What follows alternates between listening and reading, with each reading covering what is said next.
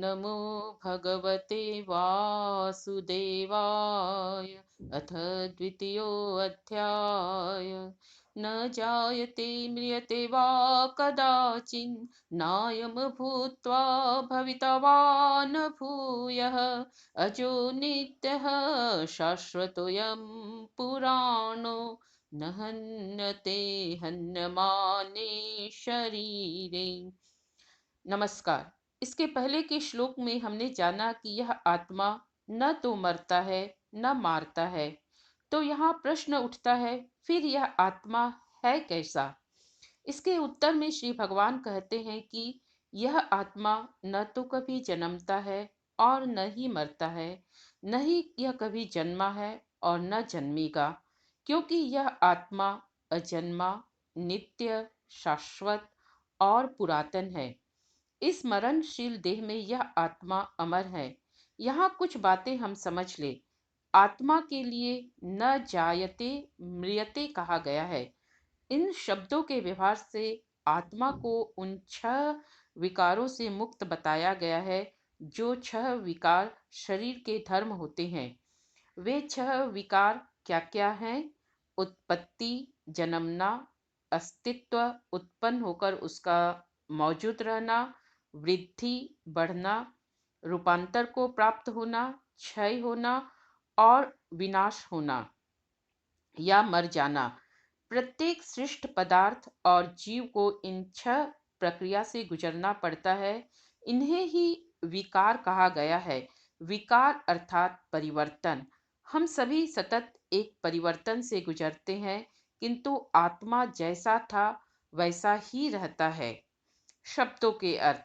न जायते जन्मता है, म्रियत नहीं जन्मता है, म्रियते मरता है, कदाचिन किसी काल में, न अयम यह नहीं, भूत्वा उत्पन्न होकर, भविता फिर होने वाला ही है, भूयः फिर,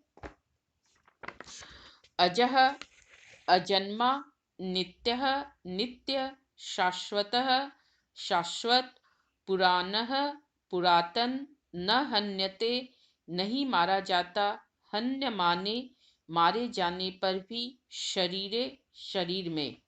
अगला श्लोक। वेदा विनाशिनम नित्यम येनमजमव्ययम् कथं स पुरुषः पार्थ कम घातयति हन्तिकम्।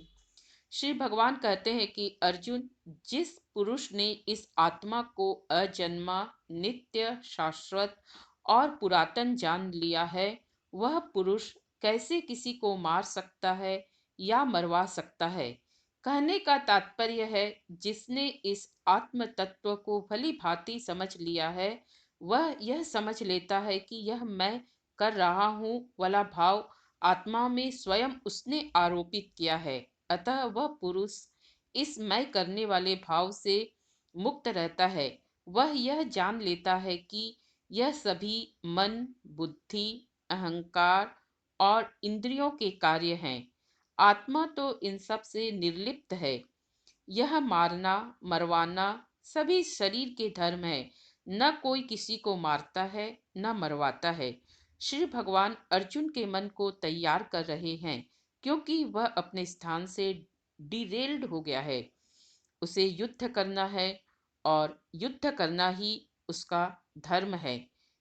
शब्दों के अर्थ। वेद जानता है, अविनाशिनम अविनाशी, यह जो, एनम इस आत्मा को, कथम कैसे, वह स वह, कम किसको, घातयति मरवाता, हंतिकम किसे मारता है।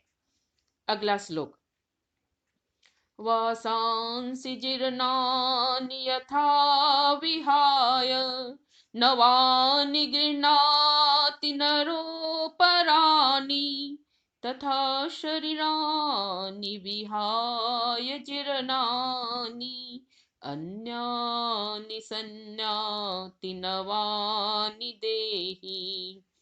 श्री भगवान अर्जुन को तरह तरह के तर्क देकर एक ही आत्म तत्व को अनेक प्रकार से समझा रहे हैं। जैसे एक बच्चा अगर गणित के किसी कठिन सवाल को नहीं समझता है, तो हम उसे तरह तरह के फार्मूले से समझाने की कोशिश करते हैं, ताकि वह सवाल उसके लिए सरल हो जाए। ठीक उसी प्रकार श्री भगवान अर्जुन को समझाने की कोशिश कर रहे हैं, ताकि वह इस शरीर से ऊपर उठकर आत्मा को समझ सके। अब अर्जुन को समझाने के लिए श्री भगवान वस्त्र और शरीर का उदाहरण देते हैं। वे कहते हैं, जैसे मनुष्य पुराने वस्त्रों को त्याग कर नए वस्त्र ग्रहण करता है, वैसे ही जीवात्मा पुराने शरीर को त्याग कर नए शरीर को प्राप्त होता है।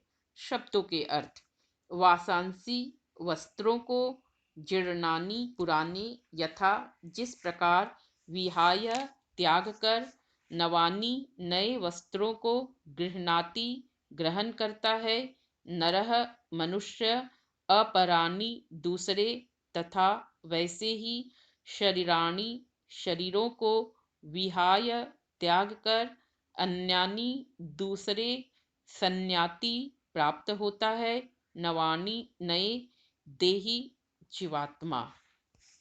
आज की कक्षा का समय यही समाप्त होता है, अतः कक्षा को हम यही विराम देते हैं। अगली कक्षा तक के लिए धन्यवाद।